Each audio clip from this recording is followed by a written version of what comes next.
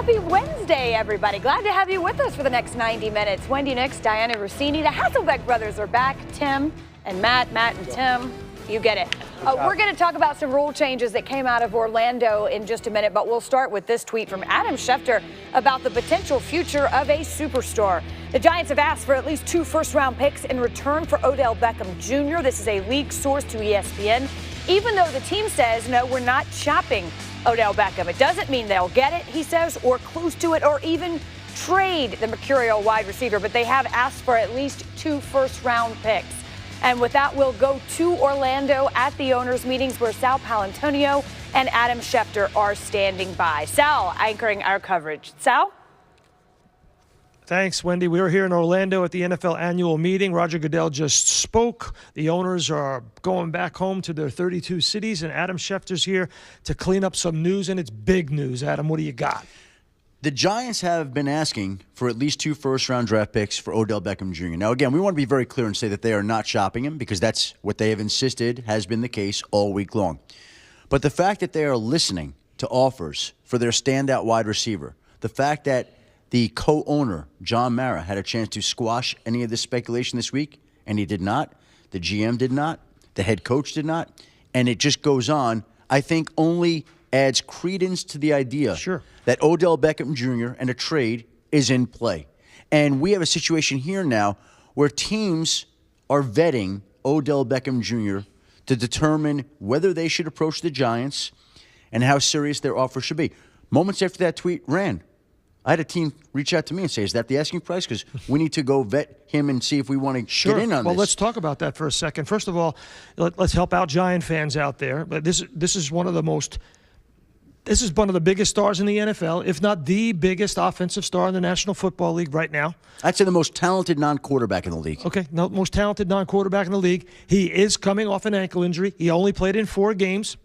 Against the Green Bay Packers in his only playoff game, he was targeted 11 times, only had 4 catches and dropped 2 passes in the first quarter, 2 drops that could have changed the complexion of that football game. So if I'm a GM and I'm calling the Giants and the Giants are saying 2 first-round picks, that's a starting point. That's not an ending point. No, and it will not be the ending point, I believe. I think that in the end, this comes in somewhere around a 1 and a 3, a 1 and a 4, depending on how much interest there is. Now, again, any team that decides to trade for him trades for him knowing that it's going to have to compensate him. So you have to satisfy Odell Beckham Jr. and you have to satisfy the New York Giants. That becomes challenging to pull off. But there are teams that are going to investigate this possibility. Let's go back to what you said originally. I want to give people some context. When did the Giants start asking for 2 first-rounders? Was it after John Mara said these comments that we were 3-13, no player is safe? That was on Sunday night. So now we're 3 days later. Is it in between that time that the Giants were started asking, or was it before that? My sense is it was before that. And in fact, Mort and I were told Sunday morning that something big was brewing with the Giants. And then John Mara comes out and says what he does during the day. And it goes to the notion that they had been listening to teams and their interest, potential interest, in Odell Beckham Jr. Now, again, there are a lot of things that go on, and it has become public, very public this week, which I think affects how this situation plays out. But it's hard to define when they began conversations, when they made the decision. But suffice it to say this. There is a new general manager that has come in. A new general manager who once pulled the franchise tag on Josh Norman in Carolina. A new general manager who already has traded away Jason Pierre-Paul. A new general manager who wants a certain culture and wants people to fall in line. Yeah. We could call it a new sheriff in town, actually. Whatever you want to call it, Sal, he wants things done his way. So he was hired sometime, if I'm not mistaken, around the first of the year. So some point between then and now, the Giants have made a decision that as difficult as it will be, as upsetting as it will be to some fans, they are open to listening to offers. What do you expect and Odell to Beckham. happen next? Well, listen, we are under a month to the NFL draft. It is 4 weeks from tomorrow. And my guess is that it's the type of situation that could flare up at any moment where all of a sudden trade talks could heat up. Just think about any trade that's ever been done. How can you ever predict when it's going to heat up? It could be the end of this week. It could be the day before the draft. It could be while a team is on the clock. We don't know. But we do know that Odell Beckham Jr. is in play. no matter what the Giants say. They want 2 first-round picks. I doubt they get 2 first-round draft picks. Yeah. And we'll see what the price comes in at. And they have the 2nd overall pick. So it's going to be a very volatile situation the first day of the draft if Odell Beckham Jr. is available. For Adam Schefter, I'm Sal Palantonio. Wendy, that's about as big news as you can get. Sal, it's certainly interesting news, and I think the comments about Dave Gettleman and his history in the league and the culture he's trying to establish in New York are important ones. But let's start with this. Matt, I'll ask you as a former player. You know, it's a business, that's easy to say, another thing to live. And once this is out there, because it has become so public, the water is muddied a bit, you know, and if it doesn't come to fruition, both the team and the player have to find a way to move forward. How does this affect the future, regardless of what happens? Well, let's just say he is on the Giants this season, okay? And we talked about it before.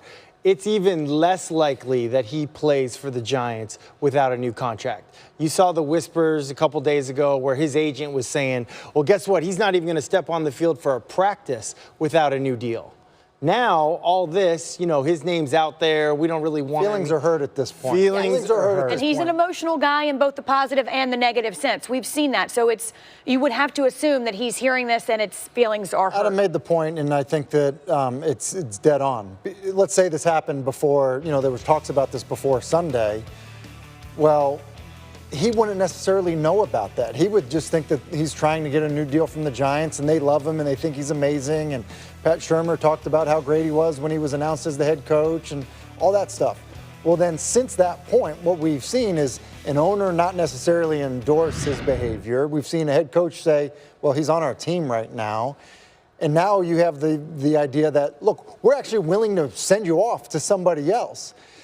Whether or not people feel like that should be an insult, there's no question that players are sensitive.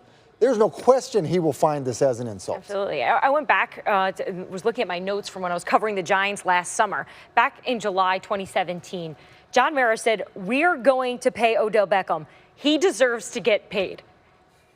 The tune has changed completely. Since when? Since when? Since the video. Since the video. Since the video. Well, and since enough also is they enough. brought in a new GM too. And again, let's go back to a point Adam made with Josh Norman. He's a guy who's done this before. I mean, Josh Norman, in fact, they rescinded the franchise tag and said, you know what, the price tag's too high and we don't want it. I don't think this is a Gettleman decision. This is going to come down to John Mara. John Mara is calling the shots. Gettleman may have some say, but they're going to want to have that law and order, as we discussed yesterday. They want to all be on the same page. So I think Except, I don't care what team it is. It could be the Giants, it could be any team. You get a new GM, they are willing to move on from players that are currently on the roster when they show up. They like to bring in their own people. Usually they like to bring in their own head coach. That head coach likes to bring in his own quarterback. It trickles all the way down. New GM equals new players. The way the Giants organization typically works is John Mara, he likes to let the football coach the players, and the players interact, and that's kind of the structure of it. Now, he will have plenty of interaction with the general manager. That's kind of his, you know, the way that he wants the structure to work. Not that he doesn't communicate with the head coach. He certainly does. But much more of his time is spent with the general manager. Which That's historically how it is effective in any organization. You sort of hire the right people and then empower those people to make effective decisions. And that's what the Giants have done. And we've heard more from Dave Gettleman in the 10 weeks he's been a GM than we had with Jerry Reese in the last 10 years. It's been very entertaining, actually. I've enjoyed it. He's been very vocal. Very much. Well, listen, we've enjoyed it, but you know who hasn't enjoyed? Odell Beckham Jr. Well, no, but going back to when Dave Gettleman was the general manager of the Carolina Panthers, Josh Norman, Steve Smith, D'Angelo Williams. There are plenty of players that, you know, the exit from, you know, their time with that team was not a smooth one, and it ruffled a lot of feathers. And just look at how Dave Gettleman was answering questions yesterday. He was clearly ruffling feathers. Let's put that aside for just a minute and look just on the surface. If the reports are true, we believe they are, that the asking price would be 2 first-round picks. Is that a fair asking price? Are we in the ballpark of where we should start? You can ask. Well, yeah, you can ask whatever you want. But I think if you're asking for 2 first-rounders, that's what I hear is, hey, we're not really interested in trading him. But you want to throw us a crazy offer? We were 3-13 last year, and there are a couple teams. I'll name 2. Picking number 19 overall this year is the Dallas Cowboys. I mean, that's a late first-rounder. Picking 23rd overall this year, the Rams. I mean, those are 2 teams that you could say, hey, that would be pretty exciting if you added OBJ to your team. So maybe one of those first-round picks and then also a fourth-rounder, I could see that as a possibility. You're looking at the notable wide receivers who were traded or moved on in the prime of their careers, but Tim, I'll ask you about what Matt said. I don't want to just gloss over it. Does this say to you, hey, we want to float this, we want this out there, we want to send a message, but we're not serious? This means they can say, hey, we're not shopping him, but they're open for business. Well, if you have an asking price, you're open for business. My house isn't for sale, but if you want to pay me twice as what I paid for it, then I'll sell it Mine's to you. Mine's for sale right now. I don't know which one is for sale. Yeah, okay, here we go. But here's what I will say, though. Like, so they're open for business. Like, that's newsworthy because they're trying to say you don't give up on talent, you don't quit on talent. We're not shopping him. We're willing to trade him. That's what they're saying. And I would say this in terms of the asking price. You think about, Deion Branch, went to the Seahawks, became a teammate of yours, basically for a first and something else. Look, I think we would agree, and times have changed, but he's worth a first rounder. The issue ends up being is you then have to make him the highest paid wide receiver in football. So it has to be a team that has cap space. Well, the other thing about this, the timing, right before the draft. Yeah, well. So right before the draft, all these guys are very excited about all these college players, right. And you only get to have like 7 or 10 picks. I mean, just the opportunity to man, we would love some more picks. And I'm sure that's got to be on the Giants' mind. I would agree with Diana for sure that in this instance, ownership, in particular, John Mara is going to have to sign off on this, but I just don't think you can discount a GM with a history of letting star players go in whatever capacity he has to. Especially when he just traded a star player away to the point with JPP. I remember talking to people with the Panthers when Gettleman was there and asking what was the thought process in getting rid of some of those players. And the answer I got was once you compromise, once you go there, once you allow a locker room to be set a certain way, and let's say they think Odell is a distraction, you can't go back. Once you're sending that message that we're okay, we're going to make it work for this guy. Once you set that rules, it needs to apply to everybody, and it's not going to if they stick with Odell in their minds. It's also not going anywhere, this story, until he's set one way or the other. We will be talking about Odell Beckham Jr. That's the nature of that kind of player. Coming up on NFL Live, Mel Kiper Jr. is back to unveil his mock draft 3.0. We'll tell you who's risen and who has fallen. Plus, we will dig back into the Odell Beckham situation, ranking the most attractive wide receivers that are out there to possibly trade for. And you won't believe this, but Odell Beckham not in the top 5 for reasons which we'll explain. And the NFL owners passed a rule on Tuesday expanding penalties for contact involving helmets. We'll explain that as well. Our focus is how to take the head out of the game and make sure that we're using the helmet as protection and is not being used as a weapon.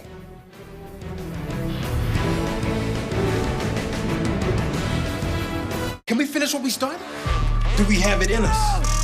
Because the second we think we've given everything, we're gonna give more. Because this is our moment, and we are made for this! Whatever you're made for, Gatorade is made to fuel it. I just wanna tell you right now that something's got a hold on me here. Oh, it must be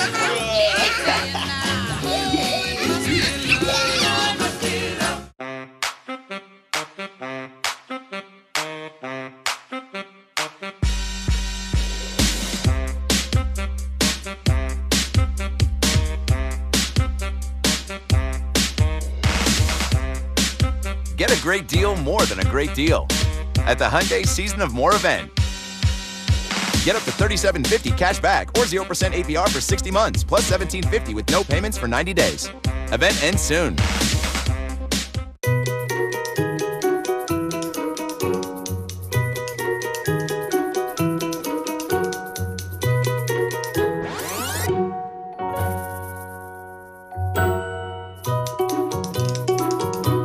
Experts will tell you a golden lager like Budweiser is one of the most difficult styles of beer to brew.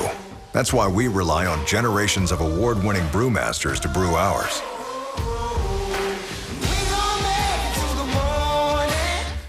This kitchen, open concept, complete with a modern art gallery, and the master bath, masterpiece. A home gym! Smells looking good, Steve. But the only problem? Who are you? I don't live here. Because a real estate agent never showed us this place.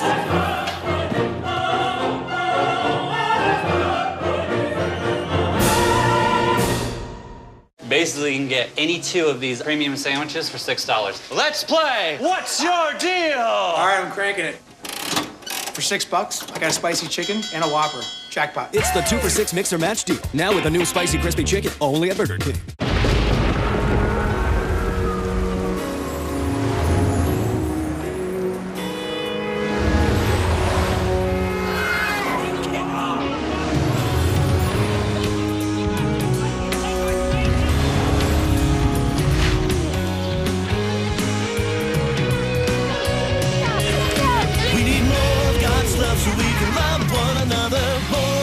Love to help us love one another right now. Can we finish what we started? Do we have it in us? Because the second we think we've given everything, we're gonna give more. Because this is our moment, and we are made for this. Whatever you're made for, Gatorade is made to fuel it. Shout out to the Eagles, Super Bowl champs. But I'm gonna get mine next, because I got 3 weeks on it. Off season? What's that? Watch me. There ain't no off season. Football don't stop. We've been out here the whole time. You gotta use it or lose it. For real, good luck stopping me next year. And me. And me. Thanks, I'll take that. That's no right. Y'all boys ready to play some football? If you want the rain to be coming down. Watch me. NFL Live, brought to you by Stouffer's Fit Kitchen Bowls. This is Fit. The NFL owners passed a somewhat unexpected rule yesterday expanding penalties for contact involving helmets, where a player can be penalized 15 yards and potentially ejected. Here's how it stands now. If it is a foul if a player lowers his head to initiate and make contact with his helmet against any opponent, that player may be disqualified, and it applies to any player anywhere on the field. Here's the commissioner. Our focus is how to take the head out of the game and make sure that we're using the helmet as protection and is not being used as a weapon. And that's the core of what we're focused on. Our intent is to make sure we go to each team, and we have tape, we have all of the analysis and work that was done in great coordination with our various teams to be able to communicate that to them. So I'd give them an opportunity first to understand what the play is before we make a lot of judgments about the ramifications. We believe that this rule is actually going to be very easy for us to officiate and actually bring more clarity. So we look at that as a positive. Sal Palantonio and Adam Schefter back with us now from Orlando, where the NFL owners will wrap up their owners meetings today. Sal, I send it to you. Wendy, Adam Schefter is here to explain this further for us, but the bottom line is this was not on the original agenda. Nope. It was done basically in the 11th hour. It took a lot of people by surprise, and it's clearly the most significant thing to happen at these NFL meetings. It's one of the most significant rule changes that we've had in NFL history, I would argue. And you said it happened in the 11th hour, when the fact of the matter is, though, Sal, they've been working on this since the Combine and well before that, trying to come up with an idea that they managed to sneak past everybody. It was done in quiet, basically, for whatever reason. And they managed to get a rule that is trying to change the way the game of football is played and the way that the culture around it exists. At every level, their hope is that this will be an educational tool, not only for professional football players, but it will have a trickle-down effect to college, high school, and to the Pop Warner leagues. And the bottom line, as the commissioner said, is they want to take the helmet out of the game, play the game without the head involved. And they've seen an uptick, a serious uptick, in head injuries in the last 3 seasons. And so they made a decision, okay, how do we significantly change and send a message to everybody? And it's across the board, Adam. Here's the key. It's not only defensive players. It's fullbacks on a wham block. It is a pulling guard or a pulling tackle. It's every player on a goal line stand. So this opens it up, and this is what they're going to have to do in terms of education to players. in the next couple of months, educate the players to take the head out of the game, and it's going to be significant. And listen, this is a little bit like when they introduced new rules surrounding concussions, and you wondered how the league was going to adjust to that. And in this particular case, it's going to impact the way coaches teach, players play, and the way fans watch the game, because we're all going to be trying to figure out exactly what is illegal and what is not, because so many times in the past, we've seen players lead with their helmet, sometimes with disastrous results. Go back to last season. Ryan Shazier, a play that was not penalized. That play would be a penalty and potential ejection. Right. This year, we go back to the Danny Trevathan play against Devontae Adams last year. He would be ejected on the spot this year. You mentioned the fact that they're trying to get the language to match up from the NFL to the NCAA. So it goes down to the Pop Warner level. But they are trying to affect the way the game is played right now. Some players, obviously many players, are very unhappy about it. You saw Richard Sherman say, it's like saying anybody who drives on a white line is going to be ticketed. But now is the time for people to have to figure out what they can. And it's going to take a while to do this, by the way, because there are going to be players thrown out of the game early next year to set a tone and a message to see what you can and can't do. Commissioner Roger Goodell said, our game will be in a much better place for it. The coaches are on board. He said the players, once they learn what's going on here and how it's important for them and their futures, the players will be too. And the focus will be educational in the next coming months. Al Riveron and his officiating crew, trainers and doctors, and the NFL will go out to these NFL teams during the OTAs, during the spring practices, during training camp. They'll show them videos and they'll say, this is good, this is not good. And you'll have officials that'll be on the field during practices, during scrimmages, and during the preseason. This will be a test run. Whenever you have a radical change like this, you expect automatic results, but there are going to be incremental changes on the field, and there are going to be growing pains. This rule will evolve over time. And let's also consider that this rule, as much as Roger Goodell said today that coaches are behind it, was done in large part by lawyers and doctors who were designed to oversee the game. And so they had their input into this, knowing that this is an inherently unsafe sport, and this is an attempt to try to clean up some of that and to make that a little bit safer, and it's going to be a major adjustment. For everybody. One of the adjustments, obviously, is going to be the number of flags that will be thrown. When referees see that a player lowers his head to initiate contact on even the most mundane plays. So flags are going to go up initially until players learn how to implement this rule. Yep, and it's going to be the object of a lot of scrutiny going forward. For Adam Schefter, I'm Sal Palatoni. A lot of changes here in the NFL game. One quick thing about point-after attempts on a game-winning touchdown. They changed that rule. Yeah, the Saints-Vikings playoff game is an example where the Saints and Vikings had to come back onto the field to kick a meaningless extra point that they didn't decide to run at that point in time. That play has been abolished. They no longer have to attempt the extra point. Meaningless to a lot of people, but except the bettors. Except the gamblers and the odds makers. Wendy, back to you. Sal, thank you. And you talk about a learning curve. There certainly will be one as the league adjusts to this new rule. You heard Adam Schefter reference some of the player reaction, in particular Richard Sherman. Here's his exact tweet.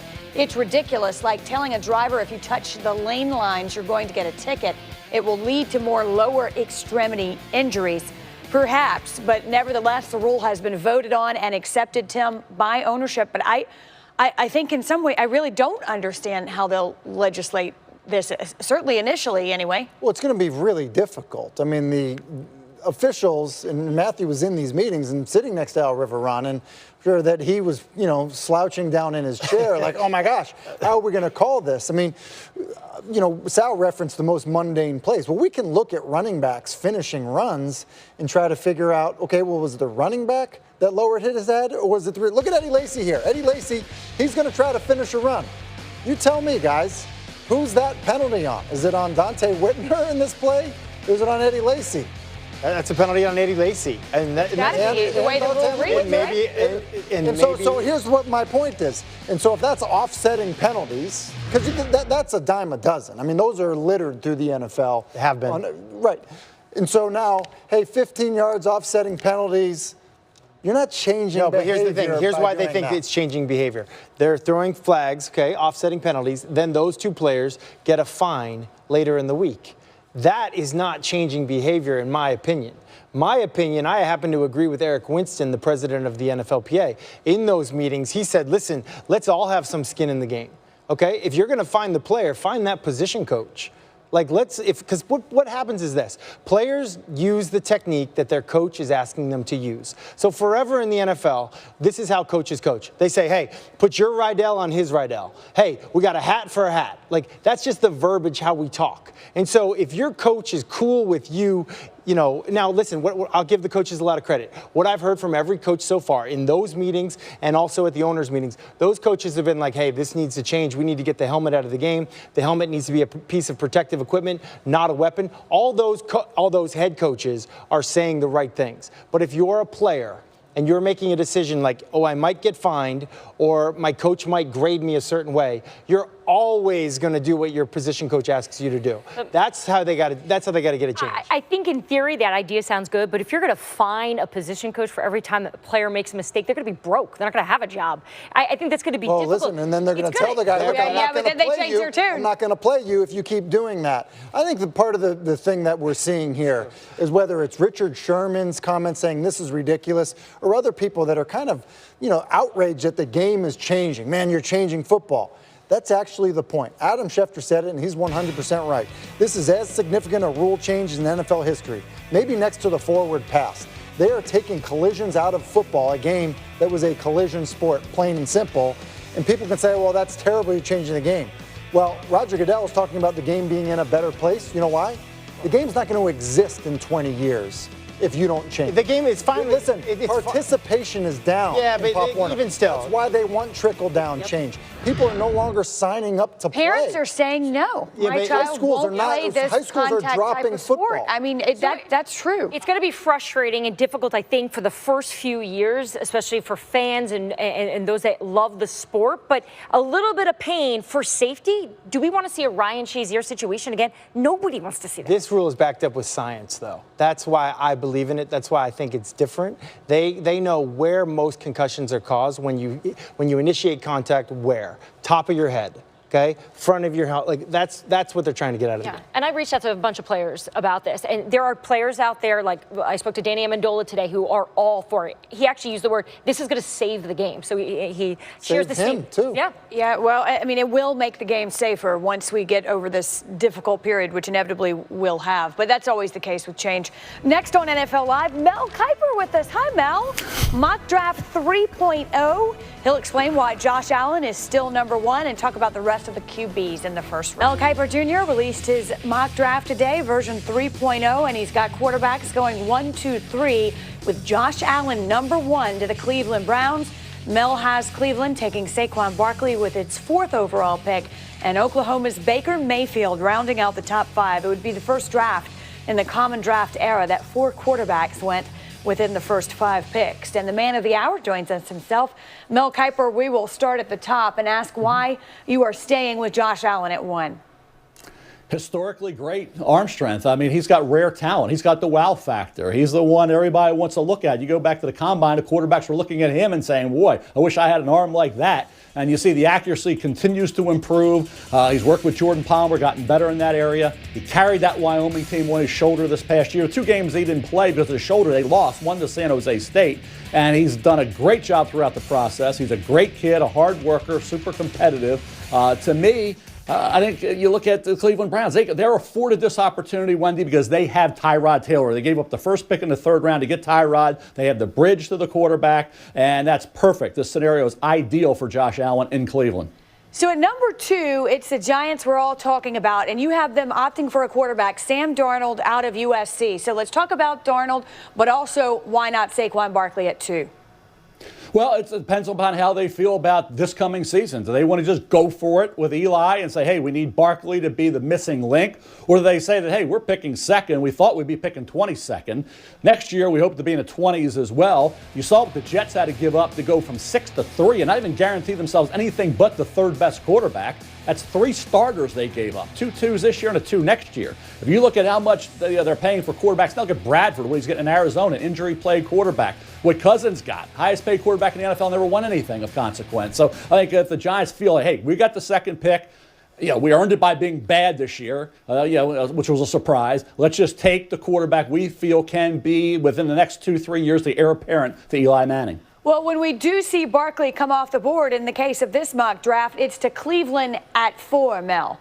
Why is that? Yeah, I mean, John Dorsey last year was with Kansas City when they drafted Kareem Hunt in the 3rd round. Does he feel like, hey, I can get a good running back in the 3rd round like Hunt, Kamara? I can trade off of this 4th pick if somebody wants him, or just take him if he's there. I think if Barkley's gone, then they would look to maybe trade down. Do they take Barkley? They need him. They have Carlos Hyde. You bring in the young quarterback. You think about where they'll be with, say, a Josh Allen or a Darnold with Barkley moving forward. With the talent they've already added over the last month or so. So I think if Barkley's there, it'd be very tough to pass up. He's the #1 player on my board right now. All right, Mel, 29 days and counting until the draft. We'll hear plenty more from you. Thank you.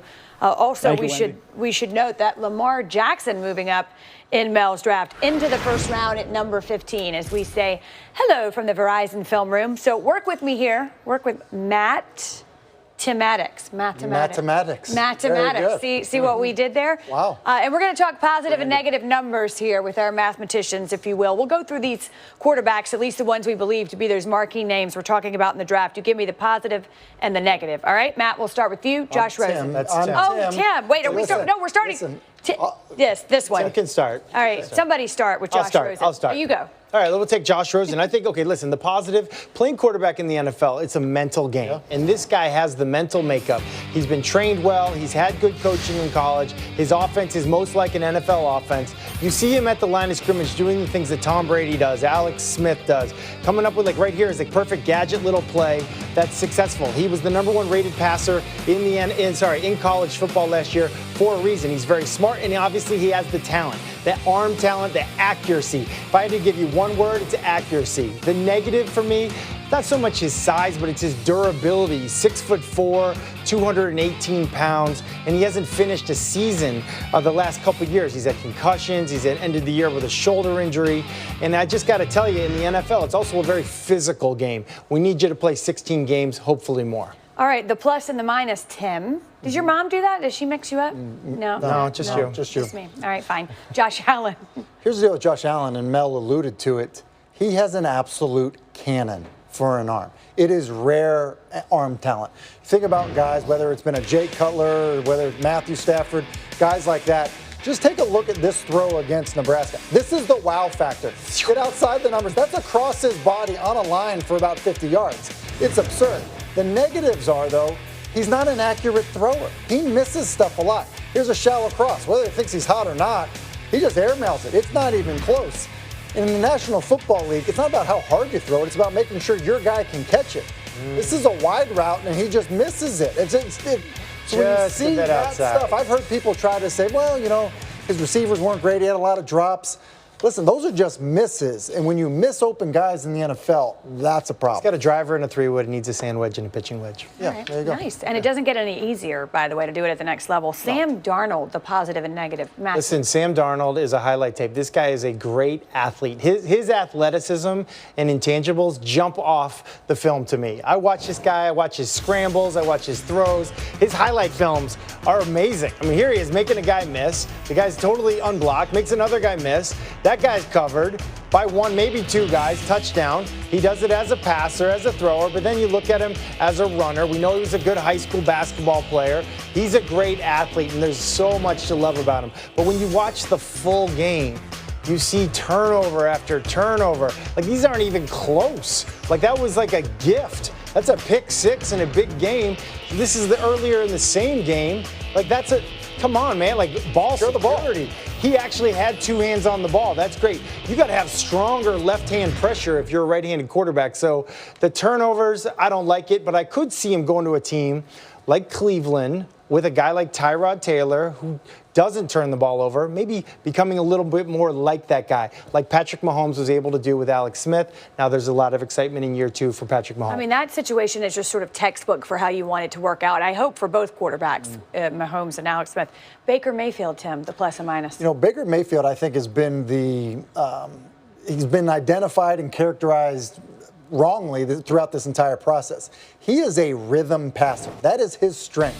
When things are on time, in rhythm, and he has good protection, He's accurate. He plays with great anticipation, allows for run after the catch.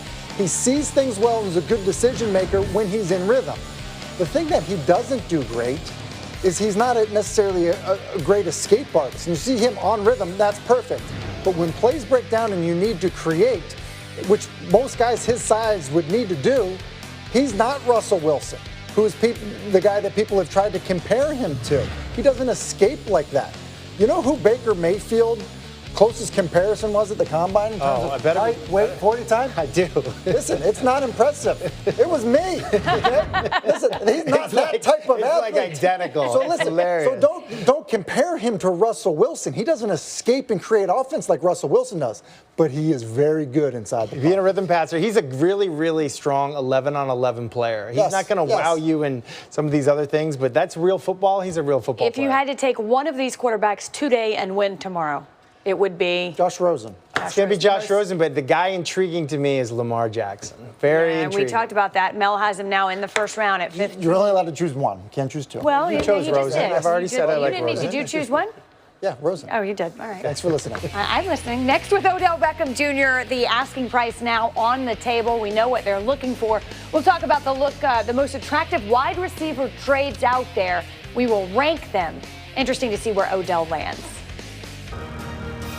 For now, the operative phrase, Odell Beckham Jr. on the Giants for now. And now we know our biggest news this afternoon. According to Adam Schefter, the Giants have asked for at least 2 first-round picks in return for OBJ. This is according to a source to Schefter, even though the team insists it is not shopping him. And Adam aptly points out it doesn't mean they'll get it or close to it or even trade him, but the asking price is now on the table, and that's a significant departure from some of the rhetoric we've heard prior to this offseason. So we look now at some of the more attractive wide receiver trades that would be potentially out there. We'll rank them 5 to 1, if you will. Not likely, but attractive. That's right. Doesn't mean they'll happen, and Adam said the same thing about OBJ, but you never know. So let's start with number 5. Well, and obviously money and price well, that's tag, the thing. all that Taking will come into into play. so we're talking about, well, we should just trade for OBJ. Well, who else would you want to trade for? Age, contract, all that kind of stuff. Well, I'm glad you asked, Timothy. Matthew, because what I would do is I would tell you that Michael Thomas, you'll say, Michael Thomas, look, you're talking about a 100-catch guy, over 1,000 yards, scores touchdowns, he's on his rookie deal. He's due to make around $900,000 this year, this coming season. It's a rookie less deal. than Odell Beckham. Listen, hold on a less second. than Odell Beckham. And not only is it less than Odell I can do that Beckham, math. guess what, guys? What he'll make for the entire season is less than what Antonio Brown would make In a game? per game. In a game. Okay, I so knew that just was to give you a That would sense. be a good trade. That would be a good say, trade. for example, a positive trade. All right, number 4. We ranked this together, but if I could have put this guy at the top, I probably would have put him at the top. Number 4. You two had to agree on all these? I know, it's really tough. And clearly I have no juice. I don't know how to work this thing. How do you do that? Yeah, you press it and then you just go ahead and press it. There you go. Adam Thielen, he's locked up for the next four years. $10 million over 4 years. That is a steal. Guaranteed money. That is a steal for someone with his production. That would be a steal trade if you could. Steal. And the Vikings are strong at the wide receiver position. Strong to quite strong. They could get rid of him. They could happen. Okay. Spend their money elsewhere, as you know they like to do. Yeah, and so now we're going to get to a guy that actually makes a lot of money, but he's still worth it in my opinion because recently signed a deal. You just kind of put it in perspective. DeAndre Hopkins making less money per year than Mike Evans. And you just think about the production. I mean, one of the best wide receivers in the game, a guy who's young, signed through 2022. Once we get to 2022, he's good. We're going to look at his contract and say, well, he's one of the more underpaid guys at that point. Think of the production with the quarterbacks that he's played. I think it's an important distinction here. Not, like you look at Michael Thomas and the price tag is appealing. It doesn't mean everybody's price tag has to be, but you have to get what you pay for, which is the point with DeAndre Hopkins, in your opinion, Tim. Yes. No doubt. Okay, so number 2, most tradable. This guy's impressive. You want to talk about productions? You doing AB? Production? A young receiver. Nope. He's averaging $11 million a year. And that's actually a bargain when you're talking about this board here. It just, that did work. Keenan Allen, a young receiver that's locked up. I mean, the production you get out of this guy, and I think also the kind of teammate, like you're not getting a lot of drama from this guy. If you could trade and find a way to get this guy on your team, that'd be a steal. Well, it goes to show you the Chargers did a good thing here. Remember he had the torn ACL, missed a season, and so they said, hey, let's go ahead and extend this guy. Now. And so he didn't have the same type of leverage that somebody at the end of their deal does. But again, you're talking about a guy that can be a 100-catch guy, over 1,300 yards, is able to be a red zone target as well. They did a good thing, locking up, extending him. There are marquee names still on this board, and the whole. They're making a lot of money, so you I know. don't I trade for big understand that because contracts. Odell Beckham Jr. is still on the board. Is he one? But listen, you would think he is, but this is why we didn't invite you to. No, as a matter of fact, I didn't think it was. Julio Jones. You said, well, wait a second. Julio is making a lot of money. How does that make sense? Well, at this point in his deal, Julio Jones is owed no more guaranteed money. So for the next 3 years, you're getting Julio at basically $13 million, $15 million, $12 million. I mean, that's what you're getting Julio Jones for. That's a bargain for a guy who's maybe the best receiver in the game. Yes, and for sure, one of the best 3 receivers in the game. But I took it to the next level. What I also would do if I was going to trade Julio Jones, I would also trade for the rights to Calvin Johnson, who happens to be living, I think, in Atlanta, and just say, hey, listen, come on back. Come on, we got Ryan. you. We got a defense.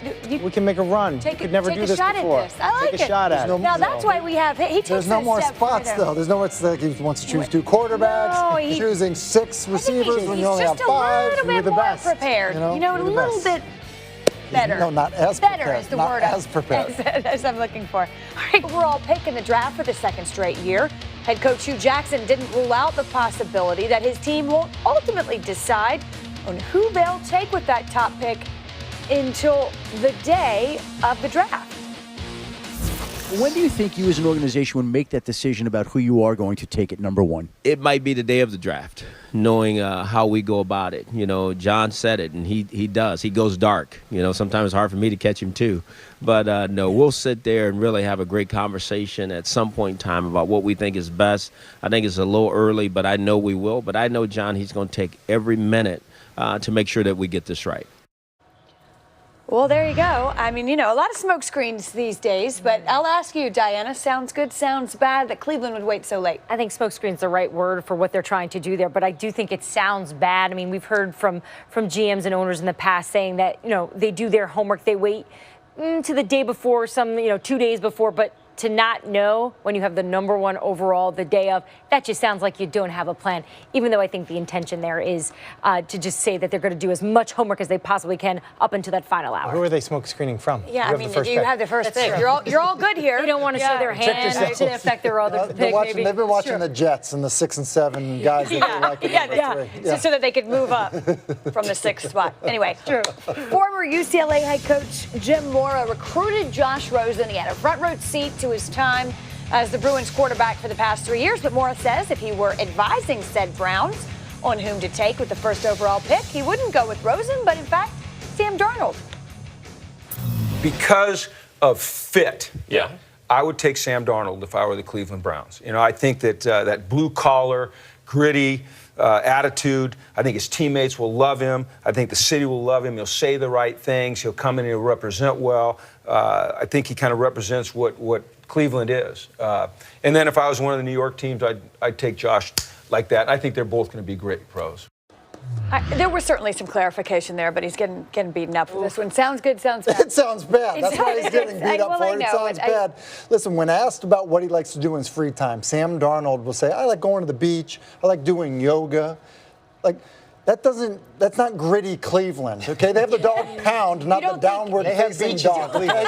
They don't have beaches in Cleveland. They do. They maybe have some waterfront. Really. Like what he's saying doesn't even really. They have yoga in Cleveland also. Not only is it a shot at Josh Rosen, it doesn't even make sense about Sam Darnold. It's not accurately describing Sam Darnold. There's no win here. It's a shot at New York too. And I think ultimately what it is it's a coach that was fired saying, hey, this isn't the best prospect since Andrew Luck. There's a reason Chip Kelly's now UCLA's head coach. And so it's protecting himself. You're mean. Yeah, but... How am I mean? I didn't he got fired. Matt, I'm going to have to side with Tim on this. I don't know if it's mean or just truthful. I mean, there's a little bit of truth to that. Yeah, but he's going to have a hard time. If he wants to go back to coaching college, imagine if you want to play where he's going to coach. I would pull that quote out. Maybe he was trying to get Josh Rosen to New York. Oh, he was saving him from Cleveland. That's what it was. Good theory. You never know. Speaking of New York, how about this? The Giants own the number 2 overall pick in the draft, and although they seem committed to Eli Manning right now, we do know he cannot play forever.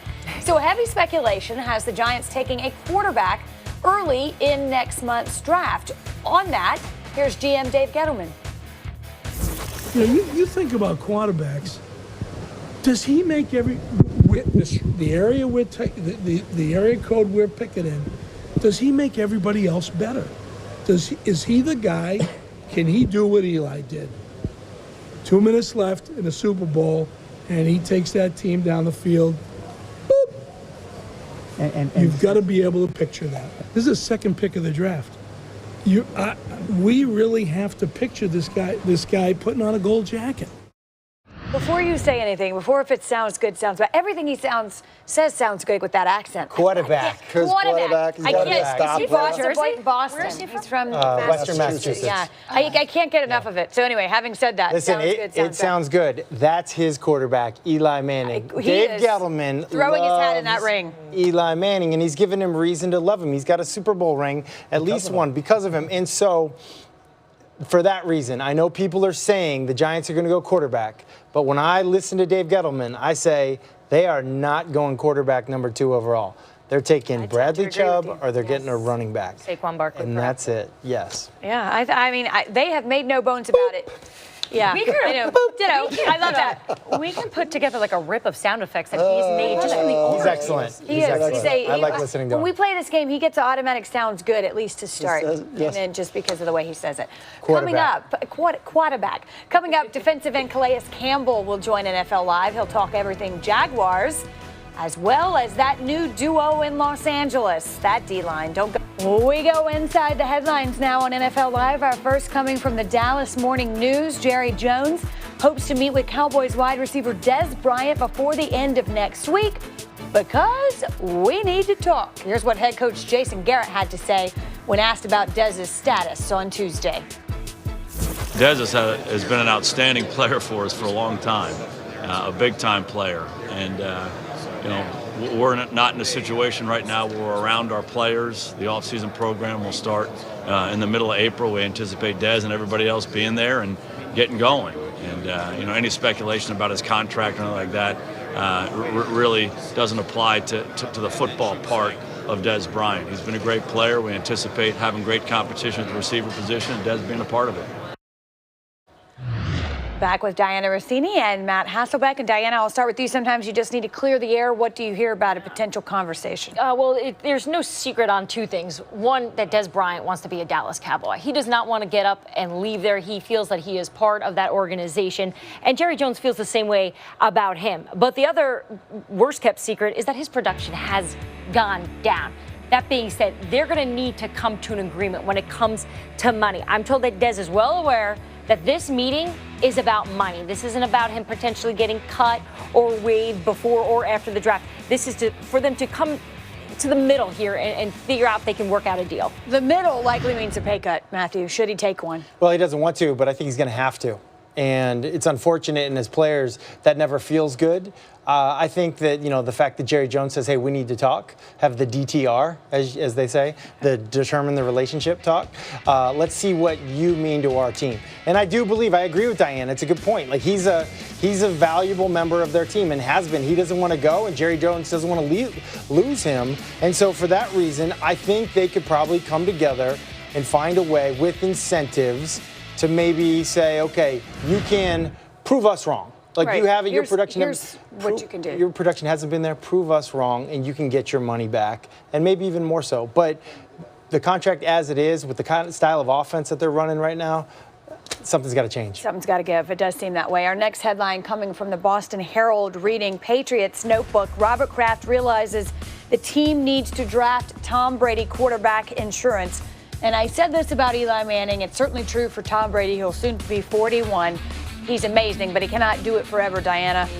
What do you hear about New England's He certainly plans? can't. And when I spoke to people in New England about what the plans are, it was a pretty quick response of, of course, we're going to be looking to draft a quarterback here. The question, though, is going to be, is there going to be one left that's going to work in their system? Is it going to be one that they think is good enough to be the backup role for Tom Brady? And that's going to be their challenge. But in terms of the homework, they're doing plenty of it right now to see what options that they have. How high should they go for a quarterback? Listen, Matt? I don't know, but if I'm a college quarterback right now, I am hoping and praying that I go to the New England Patriots. I came out, I was a 6th-round pick. I was picked 187. I got drafted to the Green Bay Packers. They were coming off of their 2nd consecutive Super Bowl. Brett Favre had just won his 3rd consecutive MVP. That was the perfect place for me to go. Oh, by the way, the backup quarterbacks were Doug Peterson, ended up being Rick Meyer that year. It was like the Harvard Business School of being a young quarterback for me. I ended up playing 18 years. Unlikely that year. I was on the practice squad that first year. So if I'm a young quarterback, I know Tim's really high on Mason Rudolph from Oklahoma State. If I'm a young quarterback that maybe isn't in the top mix that everyone's talking about,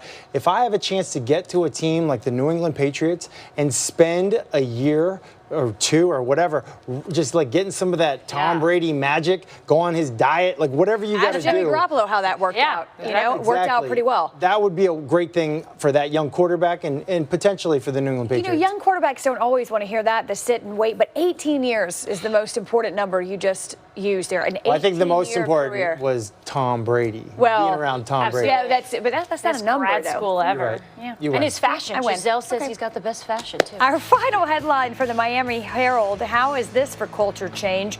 Gase says Dolphins alpha dogs won't accept nonsense. We'll take a look at the players that have parted ways with the Miami Dolphins this offseason. They tagged and traded wideout Jarvis Landry to Cleveland, then a whole bunch of cuts, including these guys, Julius Thomas and Ndamukong Suh, Lawrence Timmons, Mike Pouncey, who asked for his release.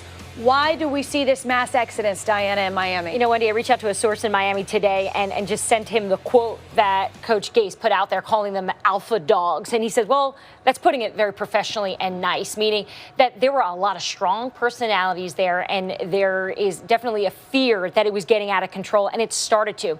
In fact, when Ndamukong Suh was interviewing at all these different organizations during his free agency tour that he took, a lot of the questions that he was getting was what happened in Miami. And some of those organizations shared with me that he said it was a mess, that it was a mess down there and there needed to be change. He's now no longer part of them, but it seems like they're taking steps to fixing the culture there. They are taking steps to fix the culture there. The only problem is we've seen this before. You know, we've seen this in Miami a few times. Is it going to work this time? It's tough in Miami. A lot of distractions in Miami. People want to go there for a reason, but it's not a place where it's easy just to focus on football. Especially you got young players, a lot of money, and then even some veteran players. There's just distractions. But you go back to Adam Gase. Adam Gase, if you were going to look at his coaching resume, where did he have that alpha dog, that leadership in the locker room? For me, I look at the Denver Broncos. When he was with the Denver Broncos, and the first guy I think of is Peyton Manning, but it doesn't have to be the quarterback. You have guys in the locker room that are in lockstep with the message of the head coach.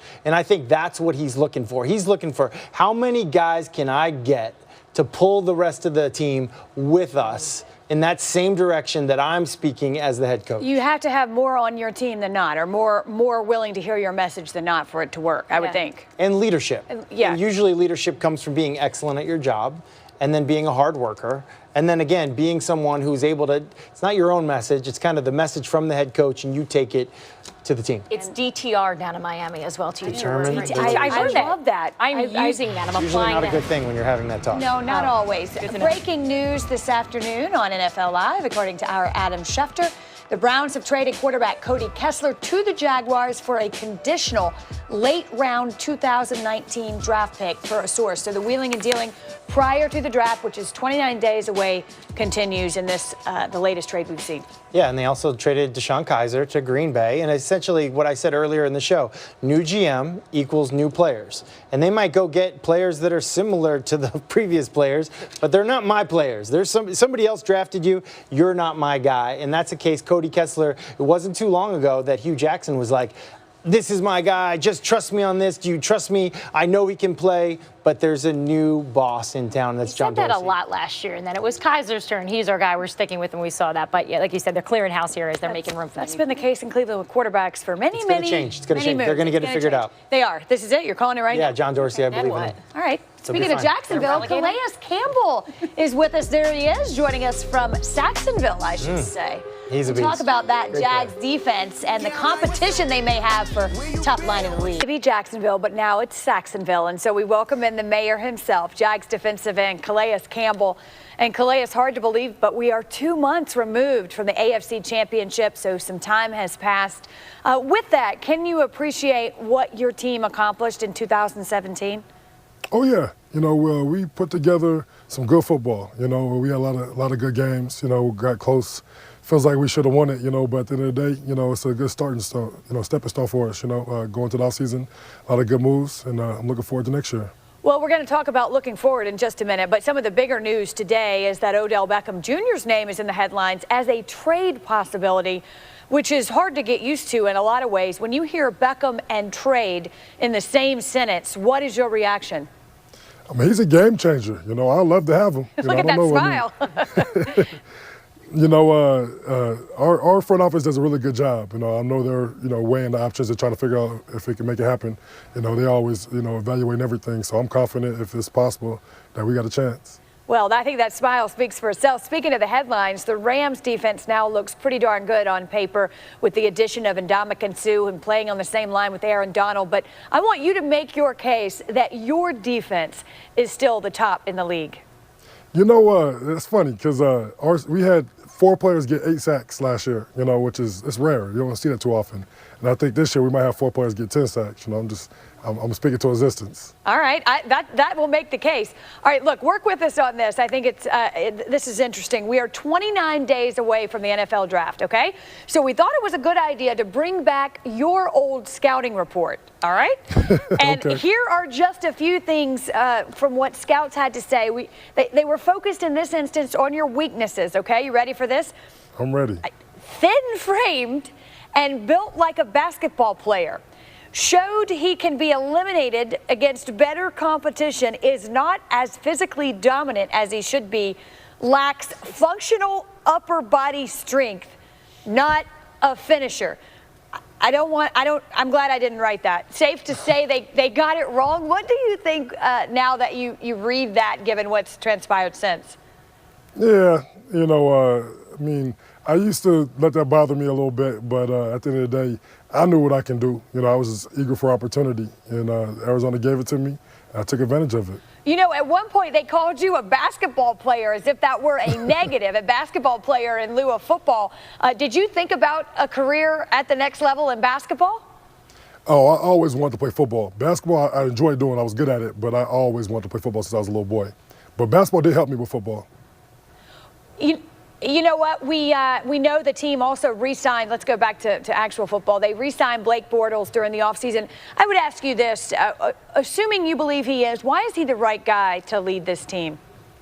Well, he's shown a lot of, ability to lead. In the locker room, he's earned the respect of everybody in there. You see him in practice. He's competing 100 miles per hour. He's staying late, studying tough. He's doing all the right things that makes a franchise quarterback. Your team also traded for Cody Kessler today. What does that tell you? It's good. It's good to have, the pieces in place. Right now we're trying to figure out who's going to be the team. Who's going to be the guys in the foxhole with you. So it's nice to be able to know, who's going to be out there going to war with you. But at the end of the day, whoever's in there, whoever's ready to put their head in the pile and try to help us go and try to win this championship this year. Calais, let me ask you one more before we let you go. The Jags sort of snuck up on people last season in some instances, but the expectations are higher now, so you won't surprise anybody. How do you manage those higher expectations looking toward 2018? You got to embrace them. We got some good matchups, especially at home. We get to play against a tougher schedule, which gives us a chance to earn the right to get home playoff games. So I'm looking forward to it. Well, Calais, we don't think you're thin-framed or eliminated against better competition, but we're glad you're with us today. So enjoy the rest of the offseason. Thank you. Still to come, the post-free agency power rankings have been unveiled. So there changes and things change. You'll see who are in the top 3. And there's been some shifting. We'll dive into that next. After PTI, how LeBron James went from basketball prodigy to game changer in front of our eyes. Plus over-unders in baseball with Mark Teixeira in studio as we count down to opening day. See you 6 Eastern on SportsCenter. Opening day is upon us back here in the NFL. Some continued reaction to rule changes. This from Packers president Mark Murphy via Kevin Seifert, who tweeted that he said a competition committee member sounds warning on future of kickoffs. If you do not make changes to make it safer, we're going to do away with it. It's that serious. And DJ Swearinger, we can just stop with the sugarcoating and get the flags out. This obviously isn't football anymore. The game we love is getting destroyed every day. Because of what? Whatever your answer is, this is my reply. This is what we signed up for, period. Well, that might be so, but I'm afraid he may be in the minority on this because the game is changing. Adam Schefter also tweeted that the game is being overhauled. He, too, is correct. I mean, it's got to get safer. At least that's what the league has decided. Let me go on the DJ Swearinger thing. Guys' brains are getting destroyed. And what it's doing is it's killing football. Football will be gone. That's why Mark Murphy says, if on the kickoff thing, if something doesn't change, then that's going to go away. If something doesn't change in football, then football is going to go away. It's just the reality of the situation. That's why they are doing this. So for players to be upset about this, they're trying to protect them from themselves. You know what? They're allowed to be upset at first. I was upset when I first heard it. Then I looked at the data. I looked at the videos. I looked at the science. They use technology to kind of show guys. I'll give you another example. Guys are wearing the old helmets. So they do these testing, all this testing on the helmets. The old helmets that test poorly, guys are still wearing those helmets. Why? Because they're just unwilling to change. I was one of those guys. I was one of the last guys to change. It's going to be hard for guys to change until you show them. You can kind of like educate them on the data that they've collected. Yeah. So, and I feel slightly, I'm sorry, Diana, hypocritical in saying, what is DJ Swearinger saying? Because this morning, when I read that rule change, it was my initial reaction, like, there's an implied risk here. Can we really do this? But when you do look at the data and the numbers and the folks who aren't signing up for Pop Warner and the moms who are saying my kid can't play football, it's going to have to change. Yeah, he's maybe not thinking about it this way, but the trickle-down effect that we talked about at the start of the show, I don't think he's really thinking about that. So there's going to be a little bit of gripe initially when this starts, because there are going to be tons of flags thrown. But in the end, when they learn, when the coaches even perhaps improve some of the coaching techniques in practice so this doesn't happen, I mean, we're talking safety, life or death here in some situations. Here's the deal. Rules have been changed over time, and the game has changed and evolved over time. You used to not be able to throw the ball forward. You used to be able to cut on kickoff return. Think about that. You used to be able to cut block guys on kickoff return. Ronnie Lott could headhunt. And it was applauded, and we made videos to celebrate it. The game has changed, but it's still football. It's still football. I mean, there was a time where guys were smoking cigarettes in the locker room. I remember, Coach, I was at my pro day. It's not that long ago. My pro day, one of the coaches that came to watch me was smoking cigarettes, watching me throw. And look what we've learned since then, right? Two-a-days. Like, we used to do two-a-days. Training camp, it was a sign of weakness if we gave you a water break. Like, we're not going to give you a water break in training camp. Absolute no. That's a sign of weakness. Yeah, you're weak. No, science has told us that there's actually a smarter way to compete. And I think that's just what we're learning with football. The game will get better. Big changes.